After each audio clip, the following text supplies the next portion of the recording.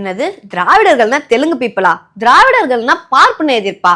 ஆனா தமிழ்நாட்டுல நடக்கிற அரசியலை விட தமிழை வச்சு நடக்கிற அரசியல் தான் பெரிய காம்ப்ளிகேட்டாவே இருக்கு. திராவிடம் அப்படின்ற வேர்டோட உண்மையான மீனிங் என்ன தெரியுமா? சுதந்திரத்துக்கு அப்புறம் திராவிட நாடு திராவிடர்களுக்குன்னு கோஷங்கள் இருந்துச்சு. பெரியாரோட நீதி கட்சி திராவிட கழகமா உருவாச்சு. இன்னைக்கும் திராவிட கட்சிகள் 70 ஆண்டுகளுக்கு மேல தமிழ்நாட்டை ஆட்சி பண்ணிட்டும் இருக்காங்க. மொழிப்படி பார்த்தா இந்த தமிழ் திராவிடம் ரெண்டுமே ஒரே வார்த்தை தான். தமிழ் அப்படிங்கிற சொல்லோட திசை சொல் தான் திராவிடம். அது தமிழை குறிக்கிற இன்னொரு வார்த்தை. தமிழை தழுவி உருவான மொழிகளான தெலுங்கு, கன்னடம், மலையாளம், துளு போன்ற மொழிகள் திராவிட மொழி குடும்பம் சொல்லுவாங்க. ஆனா அரசியல் ரீதியா பார்த்தா இந்த வேர்ட் திராவிடம் விசஸ் தமிழ் தேசியம்னு பிரியுது. திராவிட கழகங்கள் சமூக நீதி, சமத்துவ நீதி முன் வச்சு ஸ்டார்ட் பண்ணாங்க. தமிழ் மற்றும் தமிழ தழுவின மொழிகள் பேசுறவங்க எல்லாரும் திராவிடியன்னு சொல்ல ஆரம்பிச்சாங்க. தமிழ் தேசியம் வேணும்னு சொல்றவங்க தமிழ் மக்கள் தான் தமிழ்நாட்டை ஆட்சி பண்ணணும், பிற திராவிட மொழிகள் பேசுறவங்க தமிழ்நாட்டை ஆளக்கூடாதுன்னு சொன்னாங்க. இந்த மாதிரி ஓவர் தியரி இப்ப இருக்க ஜெனரேஷனுக்கு புரியறதை தாண்டி கன்ஃபியூஸ் பண்ற விதமா தான் இருக்கு. இதுல நீங்க யாது முறை யாவரும் கேள்வின்னு திராவிடன்னு சொன்னாலும் சரி, உடல் மண்ணுக்கு உயிர் தமிழுக்குன்னு தமிழ்னு சொன்னாலும் சரி, ரெண்டுமே ஒரே வார்த்தை.